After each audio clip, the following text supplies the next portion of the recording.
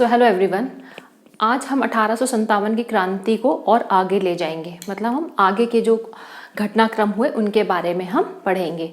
तो इससे जो पहले का क्लास है पार्ट ए और पार्ट बी, जो मैंने वीडियो अपलोड किया था, उसमें हमने क्या कहा, उसमें हमने चर्चा की क्या क्या इसके कारण थे। 1857 की क्रांति जो हुई इसके पीछे मुख्य कारण क्या थे। तो उसमें राजनीतिक कारण था, आर्थिक कारण था, सैन्य कारण था, सामाजिक कारण था और धार्मिक कारण थे, और उसके साथ ही तात्कालिक कारण था जो हमने पढ़ चुके हैं, जो हम तैयार कर चुके हैं। उसके अलावा हमने थोड़ा सा टाइमलाइन पढ़ी थी कि कहाँ कहाँ विद्रोह हो रहा है, कब विद्रोह वो समाप्त हो रहा है, क्रांति समाप्त हो रही है, उस पर थोड़ा सा हमने चर्चा किया था। तो अगर कोई ये वीडियो देख रहा है तो मेरी उनको रिकमेंडेशन है कि पहले आप पार्ट ए और पार्ट बी देखिए, तब इस पार्ट सी में आइएगा। जो आज का वीडियो है पार्ट सी, तब आपको बेहतर समझ में आएगा। वीडियो स्टार्ट करने से पहले मेरी छोटी सी एक रिक्वेस्ट है या कोई बात साझा करना चाहती हूँ। आप में से बहुत सारे जो स्टूडेंट्स होंगे, किसी को हिस्ट्री जो है, हिस्ट्री बहुत इंटरेस्टिंग, इतिहास बहुत इंटरेस्टिंग लगता होगा, और किसी किसी को बस ये लगता होगा सिलेबस में है, पीएससी की तैयारी करनी है, यूपीएससी की तैयारी करनी है, इस वजह से हमें पढ़ना है। तो अगर आप इस एटीट्यूड से पढ़ेंगे तो वास्तव में मैं बताऊँ आपको हिस्ट्री बहुत बोरिंग लगेगी। लेकिन जब आप इस एटीट्यूड से पढ़ेंगे, एक भारतीय होने के नाते एक बहुत ज़रूरी है कि हमें अपने भारतवर्ष का इतिहास पता होना चाहिए, उसकी संस्कृति कैसे थी, इस भारतवर्ष, इतना विशाल भारतवर्ष का निर्माण कैसे हुआ, कौन वो महान योद्धा थे, कौन बलिदानी थे, कौन इस भारत के सपूत थे, उनका क्या क्या योगदान था। ये जब तक आप नहीं जानेंगे तो एक बेटर भारतीय कभी नहीं बन पाएंगे। और आने वाली जनरेशन को भी हम क्या बताएंगे जब हमें खुद ही पता नहीं होगा कि भारत कैसे आज का भारत बना। तो इसलिए बहुत ज़रूरी है, इसको इंटरेस्ट से पढ़िए तो बहुत आसान है। और दूसरी चीज़, मैं पूरी कोशिश करती हूँ कि हिस्ट्री आपको बहुत सरल शब्दों में समझा दूँ। आप अगर उसको समझोगे ध्यान से तो डेट याद करना भी कोई मुश्किल काम नहीं है, वो आसानी से याद हो जाती है। ठीक, तो चलिए आज का लेक्चर शुरुआत करते हैं। तो हमने जो चीज़ कवर कर चुकी थी उसके बाद हम आज कवर करेंगे असफलता के कारण। तो 1857 की क्रांति, जैसा कि आप जानते हैं कि एक सफल क्रांति नहीं थी। क्रांति का उद्देश्य था अंग्रेजों को भगाना, लेकिन ऐसा तो हुआ नहीं। तो हम कह सकते हैं, हम जानते हैं कि जो क्रांति थी वो क्या थी, वो असफल थी। ठीक, तो इसके आप देखोगे कई सारे कारण हैं कि असफल क्यों हुई। तो सबसे पहला क्या कारण है, आप देखिए, निश्चित उद्देश्य का अभाव। निश्चित उद्देश्य का अभाव मतलब ये ध्यान रखिएगा, जो 1857 की क्रांति से पहले कोई राष्ट्रवाद जैसा चीज नहीं था। राष्ट्रवाद का जो उदय हो रहा है 1857 की क्रांति के बाद में हो रहा है। भारतीयता का जो उदय हो रहा है वो 1857 की क्रांति के बाद हो रहा है। ठीक, तो जो थे सब लोग अपने अपने उद्देश्यों के लिए लड़ रहे थे। अवध के सैनिक, क्योंकि अवध के नवाब को हटा दिया गया था, इस वजह से नाराज थे। झांसी की रानी अपने उत्तराधिकारी के लिए लड़ रही थी। ठीक है, उसी तरह से आप देखेंगे जो तात्या टोपे हैं, और अगर हम नाना साहब की बात करें तो नाना साहब को पेंशन नहीं मिल रही थी, इस वजह से वो लड़ रहे थे। तो सब कोई अपने उद्देश्यों से लड़ रहे थे, लेकिन कोई एक ऐसा उद्देश्य नहीं था, कोई ऐसा प्लान नहीं था कि हमारा उद्देश्य क्या है। वास्तव में सिर्फ हम अंग्रेजों को सिर्फ अपनी जगह से हटाना चाह रहे हैं कि पूरे भारत से हटाना चाह रहे हैं, और उसके बाद हमारा अगला कदम क्या होगा। तो ये सबसे बड़ा इनके पास क्या था, उद्देश्य नहीं था। वही दूसरी ओर अगर आप अंग्रेजों को देखेंगे, उनका उद्देश्य क्या था, उनका उद्देश्य बिल्कुल क्लियर था, बिल्कुल स्पष्ट था कि हमें इन क्रांतिकारियों को कुचल देना है। उनका एक ही उद्देश्य था। लेकिन यहाँ पे जो लोग अलग अलग, भले उसमें बहुत वीर बलिदानी पैदा हुए जिन्होंने इस क्रांति में भाग लिया और अपने प्राण भी दे दिए, लेकिन उनके उद्देश्य अलग अलग थे। तो इसी कारण आप देखिएगा, उद्देश्य जो एक न होने के कारण ये हमारी क्रांति की बहुत बड़ी कमजोरी थी। अब चलिए आगे बढ़ते, संगठन का अभाव। आप जानते हैं कोई भी युद्ध बिना संगठन के नहीं लड़ा जा सकता। जैसे आज की स्थिति में हम देखते हैं तो कैसा होता है, कोई युद्ध होता है तो नौसेना, वायुसेना, थल सेना सब एक साथ लड़ती, सबकी एक स्ट्रेटेजी होती है, एक संगठन होता, सबको पता है हमारा क्या रोल है, हमें क्या क्या करना है।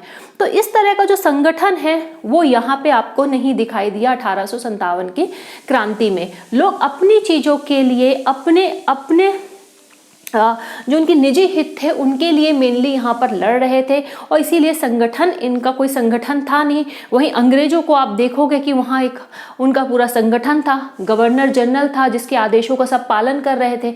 अलग अलग उस पर सेना बटी हुई थी, सबको अपने उद्देश्य पता थे। तो आप ये जानिए कि यहाँ पे संगठन का अभाव जो था वो बहुत बड़ा कारण था, क्योंकि आपस में कोई तालमेल ना होना भी इस क्रांति का विफलता का बहुत बड़ा कारण है। इसके बाद योग्य नेतृत्व का अभाव। ठीक, तो यहाँ पे अगर हम किसी की बात करें, तात्या टोपे जी की बात करें, हम नाना साहेब की बात करें, रानी लक्ष्मीबाई की बात करें, अवंतीबाई की हम बात कर लें, हम बेगम हजरत महल की बात कर ले, ठीक है, सबने बहुत वीरता से लड़ा, लेकिन योग्य नेतृत्व मतलब पूरे भारतवर्ष में जो क्रांति उभर रही थी उसको नेतृत्व देने की क्षमता, या आप कह सकिए किसी को ऐसा मौका नहीं मिला वास्तव में, बहुत वीर होते हुए भी। अगर हम बहादुर शाह जफर की बात करते हैं तो बहादुर शाह जफर ने मतलब उस चीज को स्वीकार कर लिया जब सैनिकों ने उन पर दबाव डाला कि हम आपको इस देश का सम्राट घोषित करते हैं और आप भी अब हमारे क्रांति के नेता हैं। तो वास्तव में उन्होंने यहाँ पर वीरता का परिचय तो दिया, साहस का परिचय तो दिया, पर वास्तव में उनके अंदर नेतृत्व क्षमता नहीं थी, चाहे आप उसको एज का फैक्टर समझ लीजिए, चाहे उनके दूसरे कारण थे। तो वो जो क्षमता उनके अंदर नहीं थी जिनको नेता ऐसा बनाया गया, तो वो बहुत बड़ा कारण है। क्योंकि जब क्या होता है, जब नेता के अंदर कमी होती है तो क्या होता है, जो सेना है या जो उसके जो फॉलोअर हैं, है ना, वो पहले ही कहीं ना कहीं हारने लगते हैं या उनका मनोबल जो है वो टूटने लगता है। ठीक, फिर इसके बाद आप देखिएगा जन समर्थन का अभाव। जन समर्थन आप देखिएगा मेनली जो यहाँ पे इस क्रांति में जिन्होंने भाग लिया, या तो ऐसे रियासत के राजा थे जिनको निकाल दिया गया, या ऐसे जमींदार थे परंपरागत जिनको बाहर कर दिया गया, या फिर सैनिक थे। लेकिन जो पढ़े लिखे भारतीय थे, आदिवासी थे और इस तरह के जो कई अन्य लोग थे, वो इसमें कहीं ना कहीं आप देखिएगा इसमें शामिल नहीं हुए, क्योंकि जो उनका जो एटीट्यूड था वो कैसा था कि हम इसमें ज़्यादा कुछ कर नहीं सकते, इन अंग्रेजों को हटाना बहुत कठिन काम है, क्यों हम अपनी जान जोखिम में डालें और हमें कोई दिक्कत नहीं है। कई लोग ऐसे भी थे जो इनकी सोच ये थी कि जो अंग्रेज हैं वास्तव में भारत का उद्धार इन अंग्रेजों के हाथों ही होगा, क्योंकि पश्चिमी सभ्यता की ओर बहुत ज़्यादा आकृष्ट भी हो गए थे। उनको लगता था ये ज़्यादा आधुनिक हैं, ये ज़्यादा बेहतर है हमसे, और हमारे पास क्या है, हम पिछड़े हैं, हम अभी भी बिल्कुल पाषाण युग में जी रहे हैं, तो हमारा जो उद्धार है ये अंग्रेज ही करेंगे। इस वजह से आप देखिएगा कि जो जन समर्थन का अभाव था, और जहां जन समर्थन पूरी तरह से नहीं मिलेगा क्रांति सफल हो ही नहीं सकती। क्योंकि अगर समाज के सिर्फ एक या दो वर्ग के लोग उठ खड़े होंगे और बाकी वर्ग शिथिल रहेंगे या उदासीन रहेंगे, तो उससे कभी भी हमें बेहतर रिजल्ट या आप कह सकते हैं हम अपने उद्देश्य की प्राप्ति नहीं कर सकते। इसके बाद देखिएगा विद्रोह का सीमित स्वरूप। तो विद्रोह का सीमित स्वरूप ऐसे समझ लीजिए, विद्रोह का हम देख रहे हैं कहाँ है, मध्य भारत में दिख रहा है, थोड़ा सा हमें छत्तीसगढ़ में दिखेगा, इधर राजस्थान के बॉर्डर, उत्तर प्रदेश, बिहार, ये सब चीजें हमें, थोड़ा बंगाल, यहाँ पे हमको क्या दिख रहा है, 1857 की क्रांति का वास्तव में यहाँ पे हमें इसका प्रभाव देखने को मिल रहा है। लेकिन अगर हम बात कर लें कश्मीर की बात कर लें, अगर हम थोड़ा सा पंजाब की उधर बात कर लें, फिर इधर अगर हम मतलब पूर्वी बंगाल जिसको आज का बांग्लादेश है उसकी बात कर ले, उधर पश्चिमी पंजाब जो आज का पाकिस्तान है, या हम दक्षिण भारत की बात करें, तो यहाँ पर आपको देखिएगा 1857 की क्रांति का यहाँ पे कोई भी आपको चिन्ह या नहीं मिलेगा, या कहीं मिलेगा तो आपको छुटपुट कहीं कुछ घटना उससे रिलेटेड दिखेंगे, अदरवाइज अब लगभग ये ना के बराबर ही यहाँ पे प्रभाव रहा। तो जब भारत का एक इतना बड़ा जो हिस्सा था बिना प्रभावहीन था, इस 1857 की क्रांति से बिल्कुल अलग था, तो आप कैसे पूरे भारतवर्ष की से क्रांति कह सकते हैं और कैसे इसका प्रभाव पूरे भारत में आ सकता था। तो इस चीज को समझिएगा। तो विद्रोह का सीमित स्वरूप था, ये भी इसका बहुत बड़ा कारण था, जिसके कारण अंग्रेजों के पास क्या थी, अंग्रेजों के पास ज़्यादा वो बेहतर स्थिति में थे और भारतीय जो थे वो काफ़ी कमज़ोर स्थिति में। फिर देशी नरेशों एवं सामंतों की अंग्रेज परिस्थिति, ये चीज़ समझ के रखिए कि ये तो हमारे भारत की आप कह सकते दुर्भाग्य है कि हमेशा जो भारत हारा इन गद्दारों के कारण ही। आप चाहे पृथ्वीराज चौहान की बात कर लीजिए, चाहे आप रानी लक्ष्मीबाई की बात करिए, इतने बड़े बड़े जो हमारे वीर योद्धे इन गद्दारों की वजह से ही हारे। ठीक, तो उसमें आप देखिएगा उसमें कश्मीर के जो राजा थे, या अपने ग्वालियर का जो सिंधिया परिवार था, या जो हैदराबाद के जो निज़ाम थे, और या तो जो पंजाब के जो सिख उसमें सरदार थे, ये सब लोग कैसे थे, या हम नेपाल की बात करें वहाँ के जो राजा, ये सब कैसे थे जो अंग्रेजों का साथ दे रहे थे। आप यह कह सकते हैं कि भारतीय होते हुए भी भारतीयों का खून बहाने के लिए ये अंग्रेजों के साथ ही खड़े थे। तो इस चीज़ को समझिए कि जब इतनी बड़ी ताकत, इतने बड़े जो रसूखदार थे, बड़े बड़े राजा थे जो अंग्रेज के साथ अगर खड़े रहेंगे, तो आम जनता जिसके पास कुछ ही संसाधन थे वो कैसे इन अंग्रेजों को बाहर भगा सकती थी। तो इसी कारण से सीमित संसाधन भी था, और लोग जो थे कहीं ना कहीं इस वजह से भी पहले ही मायूस हो गए थे कि हमारे राजा तो अभी भी अंग्रेज के साथ खड़े हैं, हम कैसे अंग्रेजों के खिलाफ लड़ें। ठीक, उम्मीद है कि आप यहाँ तक समझ में आ गया होगा। अब देखिए इतिहास क्या है, कहानी है, आपको मैं कहानी ही सुना रही हूँ कि ऐसे क्या हुआ। अगर आप इसे इंटरेस्टिंग ढंग से समझेंगे आप इसे बहुत आसानी से समझ सकेंगे। चलिए आगे बढ़ते हैं। दिल्ली के सामरिक महत्व को समझने में विफलता या विफल हो गए। क्यों? क्योंकि जो केंद्र होता है किसी चीज का, ठीक है, सबसे शक्तिशाली वो होता है, तो वो क्या होता है, उस पर कब्जा करना सबसे ज्यादा इंपॉर्टेंट होता है। ठीक है, इन्होंने देखो, आप देख रहे हो कि मई में जा रहे हैं और वहां पर 12 मई को उन्हें बहादुर शाह जफर को घोषित कर रहे हैं कि आप बादशाह हो भारत के। उसके अलावा वहां पर कब्जा कर, लेकिन लगभग सितंबर तक आप देखो कि 20 सितंबर तक क्या हो रहा है, जो अंग्रेज हैं इसको यहाँ से पीछा छुड़ा लेते, मतलब सॉरी मेरे कहने का मतलब है कि क्रांतिकारियों को वहां से निकाल के फेंक देते और दिल्ली को पुनः अपने कब्जे में कर लेते हैं। अगर यहाँ पे इनके पास क्या होता है, इनके पास पहले से कुछ इनकी अपनी रणनीति होती और इसको दिल्ली पे कब्जा बनाए रखते तो स्थिति कुछ दूसरी होती। क्योंकि कोई भी किसी भी देश का जो कैपिटल है, आप कह सकते हो जो राजधानी है, जो शक्ति का केंद्र है, उस पर कब्जा करना बहुत जरूरी होता है। लेकिन क्या हुआ, यहाँ पर इस चीज को ये समझने में विफल हो गए और इन्होंने जो कब्जा किया क्रांतिकारियों ने दिल्ली में, वो काफी कमजोर था। इस आप कह ही सकते हो कि मई में कब्जा हो रहा है और देखो सितंबर में उनको निकाल के फेंक दिया गया। मतलब इनके पास पूरी रणनीति भी नहीं थी, संसाधन भी नहीं था और कहीं ना कहीं ये अपनी इनकी जो प्लानिंग थी वो बेहतर नहीं थी और ये फेल हो गए। ये चीज था। दूसरा चीज क्या था, जैसे दिल्ली को कब्जा करने के बाद इन्हें दूसरे बड़े शहरों पे कब्जा करना चाहिए था, जैसे कलकत्ता उस समय एक बहुत बड़ा हब था, ये सब करने में ये विफल हो गए। फिर सैन्य दृष्टिकोण, अगर हम सैन्य दृष्टिकोण से बात करें तो अंग्रेजों के तुलना में भारतीयों के पास काफी सीमित संसाधन थे, या कुछ बंदूकें थी जो वो भी बहुत ना के बराबर थी। ज्यादातर वो युद्ध कैसे लड़ रहे थे, क्रांति कैसे लड़ रहे थे, तलवार और भाले के सहारे। और वहीं हम अंग्रेजों की बात करें तो उनके पास क्या था, उस समय इनफील्ड राइफल थी, मतलब उस समय के आधुनिक हथियार जो थे अंग्रेजों के पास थे। दूसरी चीज उनके पास संचार व्यवस्था थी, टेलीग्राम की व्यवस्था थी, रेलवे व्यवस्था थी। एक तो उनको सूचना तुरंत मिलती थी कि कहाँ क्या घटनाक्रम हो रहा है, और दूसरी चीज उनको क्या होता था, बहुत आसानी से क्या मिल जाता था, तुरंत वो कार्यवाही कर देते थे। रेलवे के थ्रू बहुत आसानी से एक जगह से दूसरी जगह पहुंच जाते थे और क्रांति को दबा देते थे। तो इस तरह से आप देखिएगा सैन्य दृष्टिकोण में हम दोनों का कहीं भी कंपैरिजन तुलना नहीं कर सकते, क्योंकि बिल्कुल ये ऐसी स्थिति थी कि भारतीय यहाँ थे और अंग्रेज यहाँ पे थे। इस चीज को ध्यान में रखिएगा। फिर आधारभूत सामरिकी का प्रयोग नहीं करना। आधारभूत सामरिकी क्या होती है, किसी भी देश के जो नर्व्स होते हैं, जब युद्ध पे हम जाते हैं तो किसी भी दुश्मन देश के जो नर्व्स होते हैं, नर्व्स मतलब कहना चाहिए नसें जो है, उसका क्या संचार साधन, उसकी रेलवे, उसके पुल, उसकी सड़क, इन सब चीजों को नष्ट कर देना चाहिए, ताकि क्या है हम आसानी से आगे बढ़ जाए, हम अपने उद्देश्यों को सफल कर लें। अगर आप इसको और अच्छे ढंग से समझ लीजिए, अगर ऐसा होता कि हमने उस समय जो पटरियां थी रेलवे की, जो रेलवे लाइन्स, उनको उखाड़ फेंक दिया होता तो क्या होता, इतना जल्दी अंग्रेज वहां पे पहुंच ही नहीं पाते, तब तक इनको टाइम मिल जाता।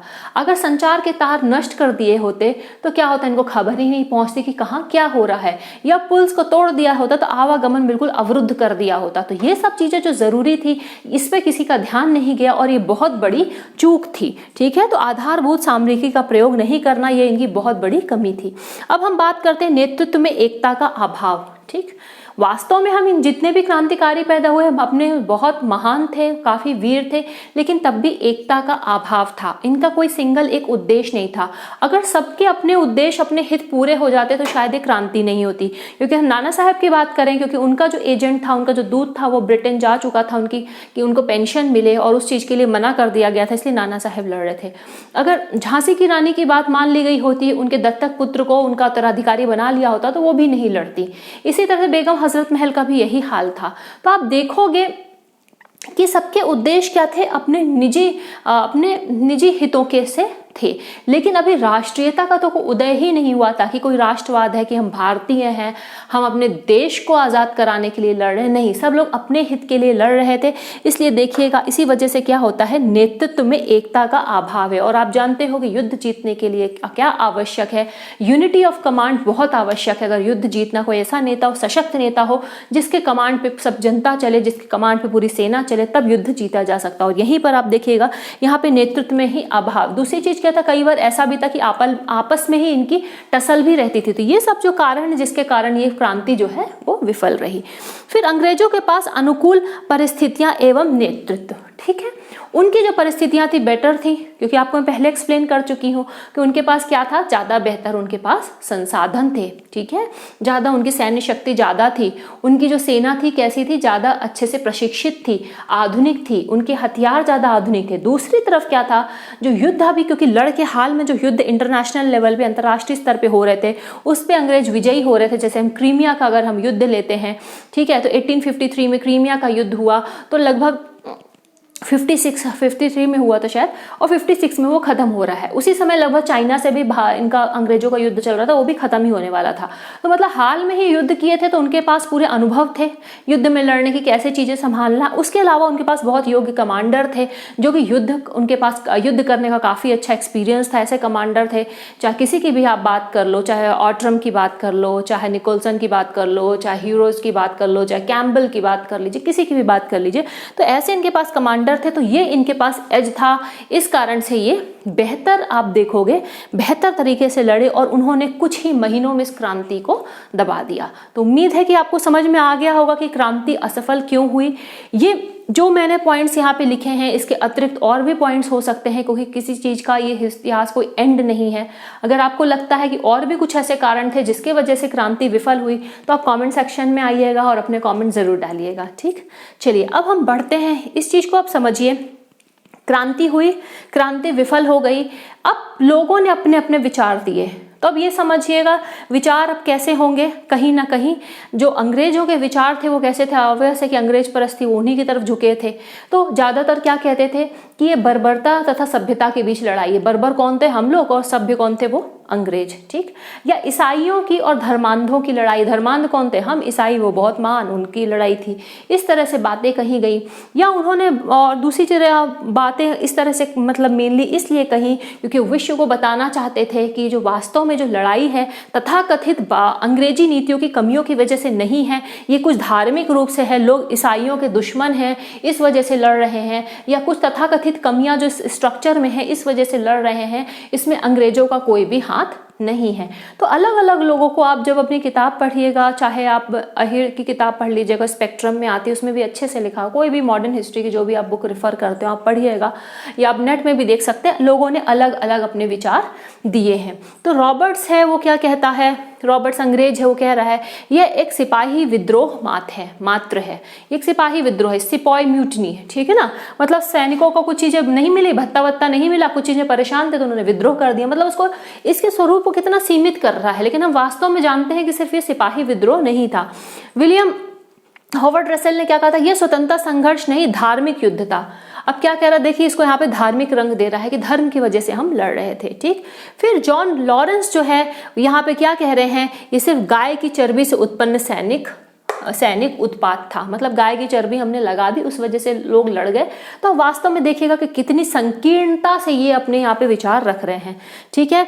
टी.आर. होम्स या होम्स जिनको कहते सभ्यता तथा बर्बरता के मध्य संघर्ष था। ये सभ्यता मतलब वो काफी सभ्य थे, हम बर्बर थे, तो काफी हास्यास्पद है इस तरह से करना, लेकिन बोलना, लेकिन उनकी कोटेशन यही है। फिर रीज कह रहे हैं धर्मांधों का ईसाइयों के विरुद्ध युद्ध था।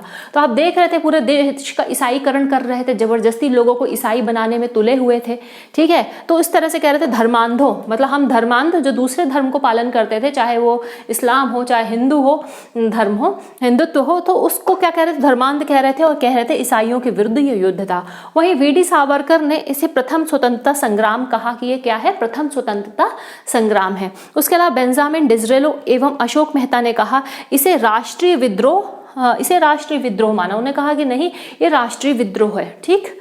अब ये सब आपको क्यों बता रही हूँ, क्योंकि ये आपको अलग अलग सबके विचार पता होना चाहिए कि कभी आपको कोई क्वेश्चन आए तो आप इसका अच्छे से सामना कर पाओ। कि अब आपको ये चीज़ तो अब मुझे लगता है कि आपको बैकग्राउंड समझ में आ गया होगा कि क्या बैकग्राउंड था। अब आपको ये भी समझ में आ गया होगा कि ये जो लोग बोल रहे हैं ये गलत है सरासर, क्योंकि सिपाही विद्रोह बस नहीं था, ये कोई धार्मिक युद्ध नहीं था, धर्म के आधार पर युद्ध नहीं लड़ा गया था, आप ये जानते हो। सिर्फ गाय की चर्बी एक तात्कालिक कारण था, गाय की और सूअर की जो चर्बी कारतूस में लगा दी गई थी, लेकिन वास्तव में उसके कारण बहुत सारे थे जो हम पिछले वीडियो में डिस्कस कर चुके हैं।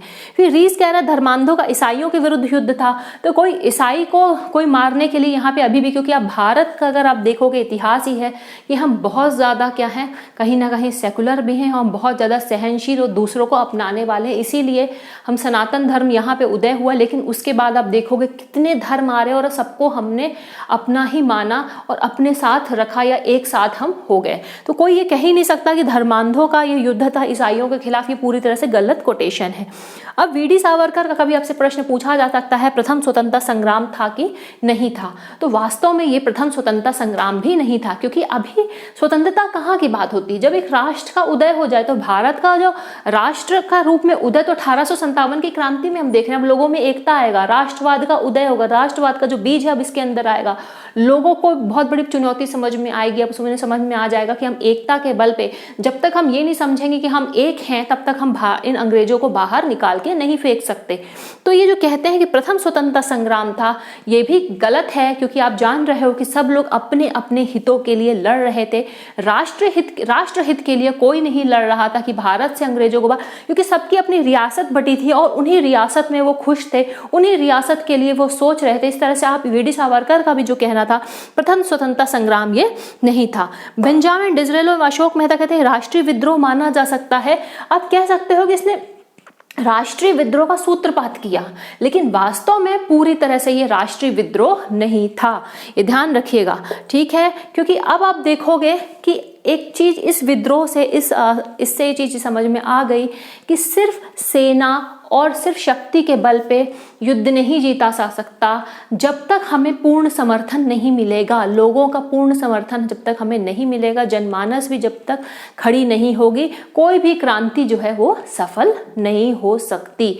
तो अब आप देखिएगा कि धीरे धीरे अब क्या हो जाएंगे कि लोग जो हैं अब उनको समझ में आने लगेगा कि ये जो हमारी जो सबसे बड़ी कमजोरी है, जो हम आपस में बटे हुए हैं, हम रियासतों में बटे हैं, हम धर्म के नाम पे बटे हैं, हम जात के नाम पे बटे हैं। अब देखिएगा आगे अब जैसे सूत्रपात होगा, बड़े बड़े महान स्वतंत्रता सेनानी आएंगे, गांधी जी लोग का युग पर आएगा और लोगों को अब जोड़ना शुरू होगा। इसीलिए फिर हम 1947 में हम आज़ाद होते हैं, ठीक है।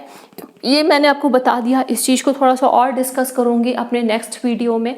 और उसके अलावा आपको लास्ट जो वीडियो है 1857 की क्रांति, उसमें ये बताऊंगी कि 1857 की क्रांति का परिणाम क्या हुआ, क्या परिणाम सामने आया, या हमको क्या इसके पॉजिटिव चेंजेस देखने को मिले, क्या इसको नेगेटिव चेंजेस देखने को मिले, ठीक है।